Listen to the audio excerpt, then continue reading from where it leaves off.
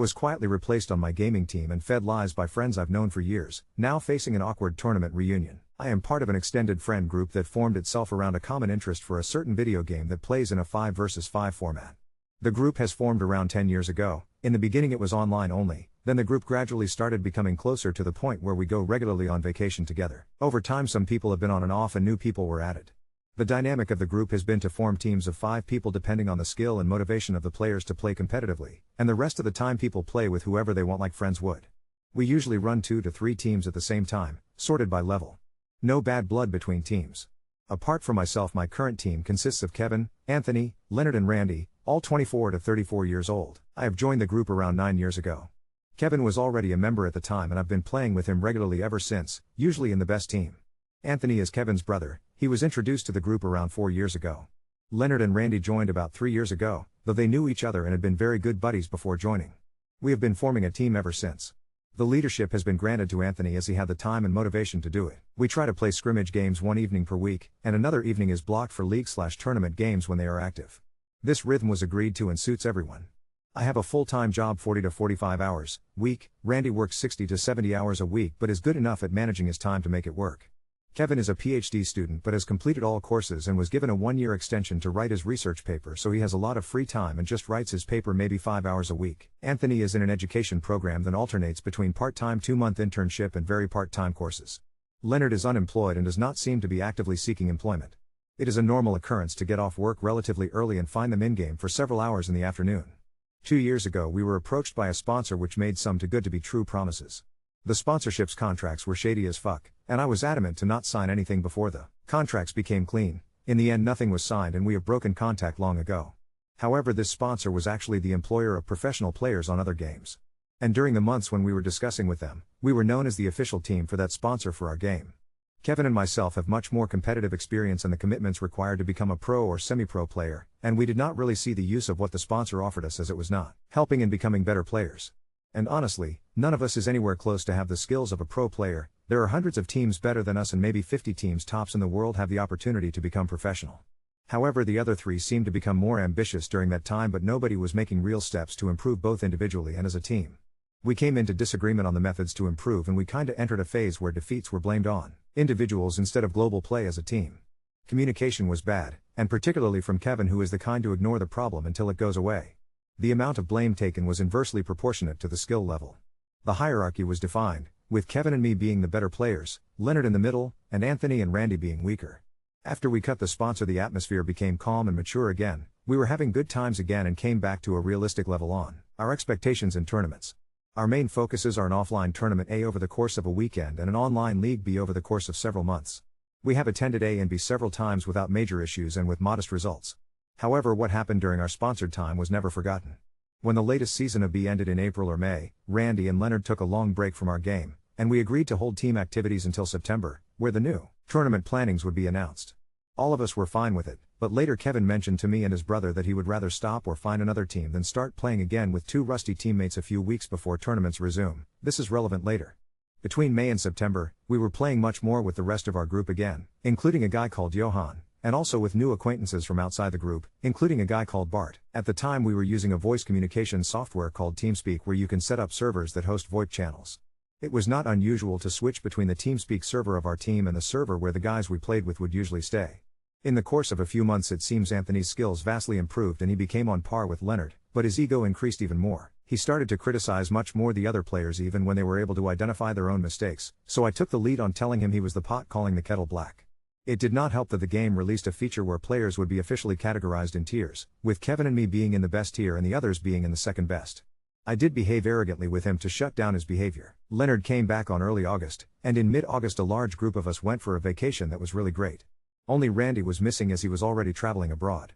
In early September Randy came back, but the organizers of A and B announced that the next editions would start somewhere in next February.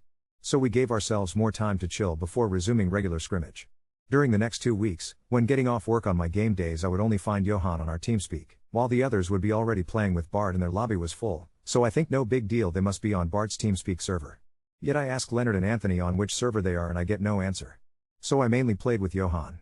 On one evening Randy is available to play and sets up the game party, and tells me to come to the Discord server. Discord is another VoIP program concurrent to TeamSpeak. I tell him I have no idea what he's talking about and he sends Johan and me the Discord configuration. Turns out Anthony and Leonard suddenly decided to switch to Discord and managed to pass the info to everyone except Johan and me. During the next period of mid-September to mid-October, work gets busy and my planning changed as I gave time for other activities, so I played less but still played several times a week. When connecting to Discord I would start to notice Kevin, Leonard, Anthony and Bart never used to act this way. He stopped saying hi, stopped joining the voice channels where Johan or I would be hanging out if we connected first. Instead, he and Homer would slip into another channel and set up a game lobby for themselves.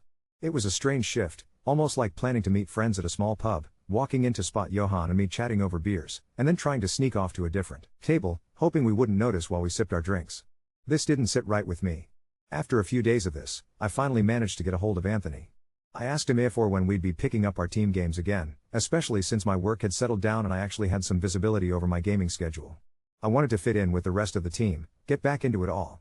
Anthony told me that when the four of them played a game while I wasn't available, things went south, badly.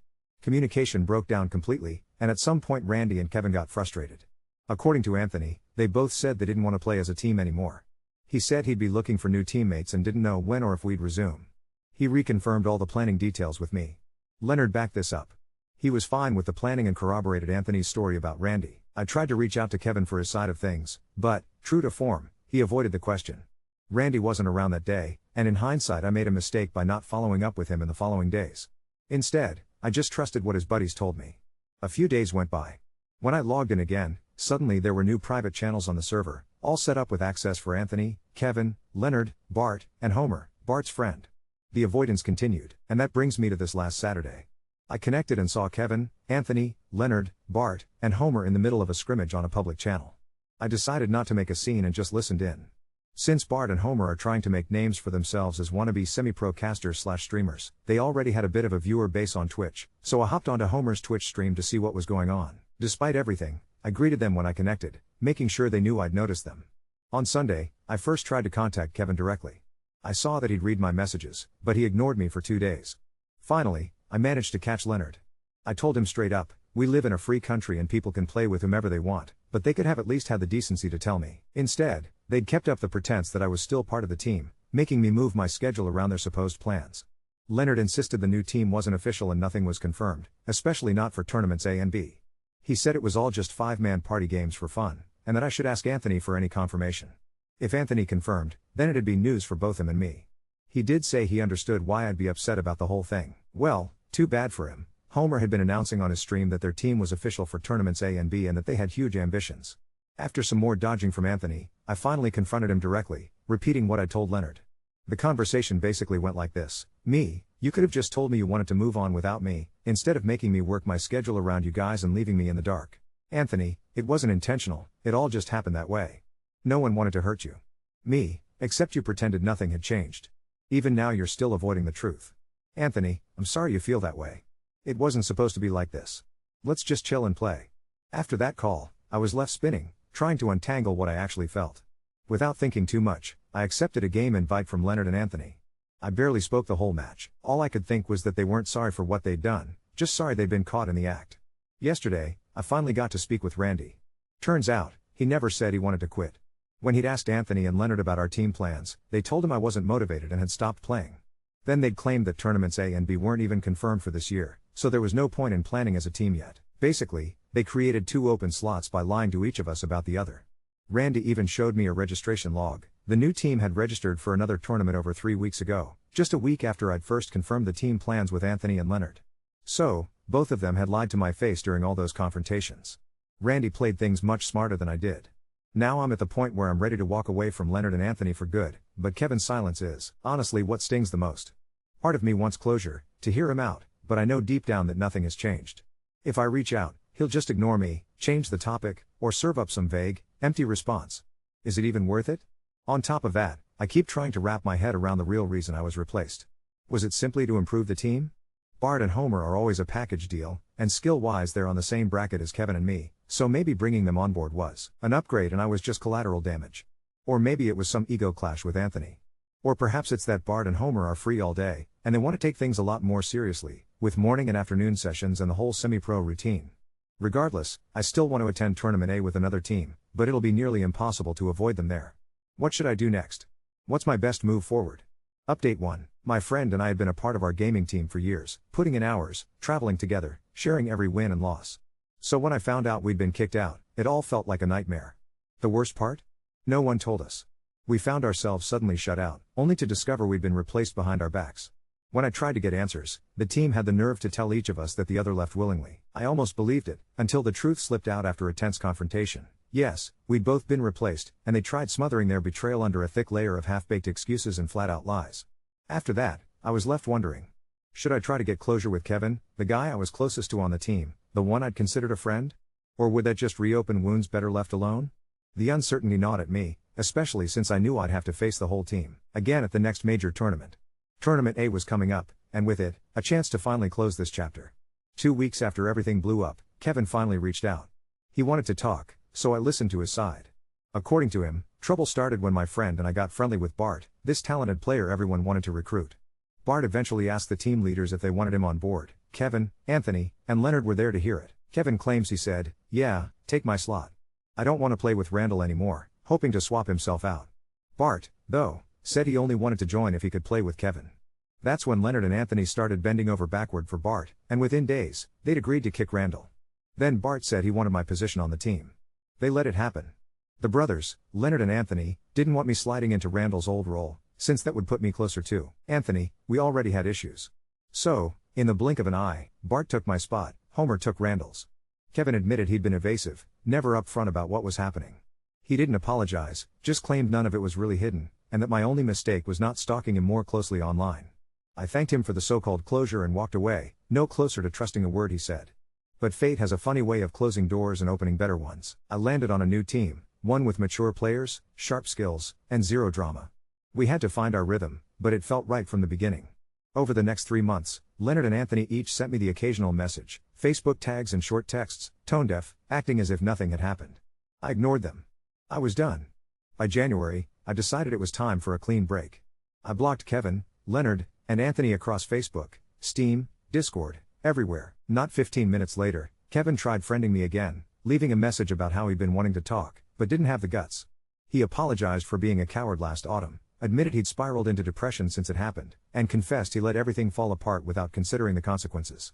The apology was too late, but he still wished me well. I understood what he meant about depression. I'd been there myself. Since he actually apologized, I held off responding, needing time to think. All this happened right before we were about to face off in League B, and by that point, Bart and Homer had already left my old team. The team had replaced them too, this time with weaker players. When we finally played against them, my new team crushed them. I'd be lying if I said I didn't wear a huge grin while encouraging my teammates to go even harder. As tournament approached, I finally messaged Kevin. I told him I didn't know yet whether I could accept his apology, that I'd figure out how I felt during the tournament, and if he wanted to talk face to face, he should come to me there, alone. I wasn't sure if my words were clear or just vague enough to stall him. For ultimate irony, our teams were assigned stations right next to each other at the event. We traded glances, but Kevin never tried to speak to me, nor did Leonard or Anthony. That settled things in my mind. I know now I want nothing more to do with him or the others. It's clear where my priorities lie now. My new team is thriving. We hit our stride at the event, outperforming all expectations. We aimed for 5th or 6th, but fought our way to 4th, knocking out one of the tournament's favorites along the way. My former team? They limped to an 11th place finish. We never even had to face each other in the brackets, not that it would have changed much. Now, I'm focused on what matters, my new path, my new team, and the game I love, free from all that old, unnecessary baggage. Update 2. So it's been about 8 months since Tournament A, and I thought this chapter of my life was finally closed. My new team has been crushing it. We've won 2 smaller tournaments and placed 2nd in League B. Life was good, drama-free, and I barely thought about Kevin or the others anymore. Then last month, everything got weird again. It started when I got a friend request on Steam from someone I didn't recognize, a girl named Sarah with barely any profile info. Usually I ignore these, but something made me accept it. She messaged me immediately, asking if I knew Kevin from our gaming group. Red flags everywhere, but I was curious enough to keep talking. Turns out Sarah had been dating Kevin for about 6 months. She'd found my name in his phone and decided to reach out because she was concerned about his behavior lately. According to her, Kevin had become increasingly obsessed with our old drama, constantly checking my social media profiles, even though I'd blocked him, and apparently kept talking about how he'd ruined the best friendship he ever had. But here's where it gets really messy. Sarah told me that Kevin had been lying to her about why we stopped being friends. He'd painted himself as the victim, claiming I'd become jealous of his success and had tried to sabotage the team by spreading rumors about him to sponsors. Complete fabrication, but she'd believed it for months. The real kicker? She said Kevin had been secretly trying to get information about my new team's strategies and tournament plans through mutual acquaintances in the gaming community. Apparently he was convinced that if he could somehow expose my team or get us disqualified from something, it would prove he was right all along and I was the problem. I didn't know what to believe at first, but Sarah seemed genuine. She sent me screenshots of conversations where Kevin was asking people about my team's practice schedule, trying to figure out which tournaments we were entering, even asking if anyone had recorded our games to analyze our plays. Then she dropped the biggest bombshell. Kevin had apparently been catfishing as a female player to try to get close to one of my teammates, Marcus, our support player who's pretty active on gaming forums. Sarah found the fake Discord account on Kevin's computer and confronted him about it. That's when she realized how deep this obsession went. Marcus confirmed it when I asked him. He'd been chatting with this girl for weeks, someone who claimed to be interested in competitive gaming and kept asking detailed questions about our team dynamics and strategies. Marcus, being a decent guy, had been happy to help what he thought was a newcomer to the scene. When I told him the truth, he was furious. But wait, it gets worse. Last week, Sarah contacted me again, this time panicked.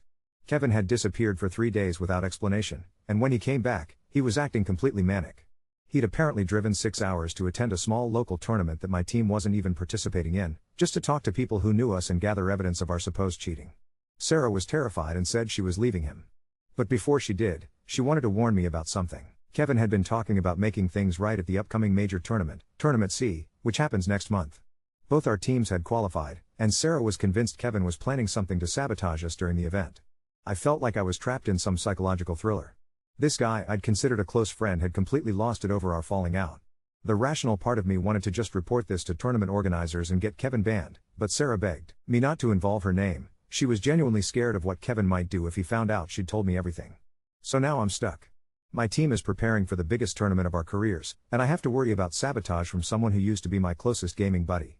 The worst part is that Leonard and Anthony are still on Kevin's team, and I have no idea if they know about his behavior or if they're involved somehow. My teammates want to confront Kevin directly or go to the tournament officials, but I keep thinking about Sarah's safety. Plus, what if this is all some elaborate mind game? What if Sarah is actually working with Kevin to throw us off our preparation? I haven't slept well in days. Tournament C is in 3 weeks, and instead of focusing on our strategies, I'm constantly looking over my shoulder wondering what Kevin's next move will be. Part of me wishes I'd never accepted Sarah's friend request, but another part is grateful for the heads up. The gaming community is smaller than people think, and word travels fast. I'm terrified that whatever Kevin has planned will not only affect my team but could damage my reputation in the scene permanently. After working so hard to rebuild and find success with my new team, the thought of it all crashing down because of Kevin's obsession makes me sick. I don't even know what I'm asking for here. How do you deal with someone who's clearly had a complete mental breakdown over a gaming dispute? And how do I protect my team and Sarah without making everything worse? Tournament C can't come and go fast enough. Update 3. Tournament C was supposed to be our moment, the biggest event of the year, months of preparation, and a real shot at making a name for ourselves in the competitive scene. Instead, it turned into the most insane weekend of my life. The tournament was held at a convention center about 4 hours from home. My team arrived Thursday night to get settled and do some final practice runs. Everything felt normal at first. We checked into our hotel, grabbed dinner, and ran through our strategies one more time. I kept scanning the lobby for Kevin's team, but they must have stayed somewhere else. Friday morning during registration, I finally saw them. Kevin looked different, thinner, with dark circles under his eyes, and this weird intensity when he looked around the room. Leonard and Anthony were with him, plus 2 new players I didn't recognize. Apparently Bart and Homer had been replaced again. When Kevin spotted me across the room, he just stared for way too long before Anthony pulled him away. That's when I noticed Sarah. She was sitting in the hotel bar, trying to look casual but obviously watching the gaming area. When she saw me, she quickly looked away, but something felt off. Why would she be here if she'd left Kevin? I texted her, but got no response. The first day of competition went smoothly. We won both our matches, and Kevin's team also advanced. I kept expecting some kind of sabotage attempt, but nothing happened. I started wondering if Sarah had been exaggerating. Then Friday night, everything exploded. Marcus knocked on my hotel room door around 11 p.m., looking panicked. He told me he'd been getting drinks at the bar when a girl approached him, Sarah. She started flirting with him, asking about our team, and eventually suggested they go back to her room. Marcus, being single and thinking this was just convention hookup culture, almost went with her. But something felt familiar about her voice. When he really looked at her face, he realized she was the same person from a profile picture that female gamer had sent him months ago during those Discord conversations. The catfish Kevin had been running. Marcus confronted her, and Sarah broke down. Turns out she'd never left Kevin at all. The whole thing had been an elaborate setup. Kevin had convinced her that I was actually the obsessive one, constantly stalking him and trying to sabotage his team. He'd shown her fake screenshots of messages I'd supposedly sent, painted me as this deranged ex-friend who couldn't let go. Sarah genuinely thought she was helping Kevin gather evidence of my harassment by getting close to my teammates. The plan was for her to seduce Marcus, get him to admit we'd been cheating or using illegal strategies, and record it. Kevin would then present this evidence to tournament officials Saturday morning before our matches. But when Sarah actually met Marcus and saw how normal and decent he was, she started questioning Kevin's story. Plus, Kevin had been getting increasingly erratic all week, staying up all night planning different schemes and talking to himself. Marcus brought Sarah to my room, and she told me everything through tears. Kevin had been living in this alternate reality where our team breakup had been some massive betrayal instead of just normal gaming drama. He'd convinced himself that exposing us would somehow restore his reputation and prove he'd been right all along. The worst part? Sarah showed me Kevin's phone, which she'd taken when he passed out from exhaustion earlier. There were dozens of fake social media accounts, hours of recorded calls with people in the gaming community spreading rumors about my team, and a detailed plan for Saturday that went way beyond just recording Marcus. Kevin had somehow gotten access to the tournament network credentials. His plan was to DDoS our team's connection during our semifinals match, making it look like we were lagging and couldn't compete properly. He'd also prepared fake evidence that we'd been using performance-enhancing software, planning to submit it to officials right before our biggest match of the day. I felt sick. This wasn't just gaming drama anymore, this was serious sabotage that could end our competitive careers and potentially involve legal issues. We debated what to do all night. Sarah was terrified of Kevin's reaction if he found out she'd betrayed him. Marcus wanted to go straight to tournament officials. I was torn between protecting my team and not wanting to completely destroy someone who used to be my closest friend, even if he'd lost his mind. Around 3 a.m., we decided to confront Kevin directly before involving officials. Sarah would return his phone and act normal, while Marcus and I approached him privately to try to talk him down. Saturday morning, I found Kevin in the hotel restaurant, sitting alone and looking like he hadn't slept in days. When I sat down across from him, his whole body went rigid. "We need to talk," I said. Kevin's eyes darted around like a trapped animal. "I don't have anything to say to you. I know about the DDoS plan. I know about the fake evidence. And I know about Sarah." The blood drained from his face. For a moment, I thought he might run or even get violent. Instead, he just started crying. The whole story came out in broken pieces. Kevin had been spiraling since our team breakup, but it got worse when he saw our success with the new team. He'd convinced himself that we'd only succeeded by cheating or using the strategies he'd helped develop. The obsession grew until he couldn't function normally. He'd lost weight, wasn't sleeping, and had pushed away everyone in his life except Sarah, who he'd manipulated into helping him. "I just wanted things to go back to how they were," he sobbed. "We were good together, we were winning." It was heartbreaking and terrifying at the same time. This wasn't the Kevin I'd known for years, this was someone who'd had a complete break from reality.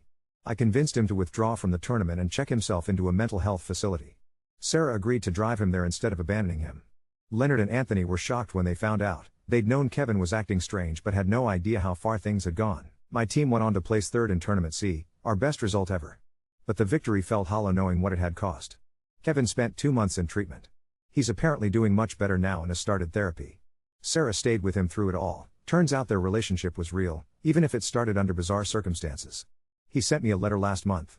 A real apology this time, acknowledging how far he'd fallen and taking full responsibility. He asked for nothing in return, just wanted me to know he was getting help and working to become someone better. I haven't responded yet. I'm not sure I ever will. But at least now I can focus on what really matters, my team, my friends, and the game I love, without looking over my shoulder anymore. The gaming community is smaller than you'd think, and word of Kevin's breakdown spread quietly through our circles. Most people were understanding. Mental health struggles aren't uncommon in competitive gaming. But it serves as a reminder of how quickly relationships can turn toxic when obsession replaces friendship. We've got another major tournament coming up in 2 months. This time, I'm just excited to play.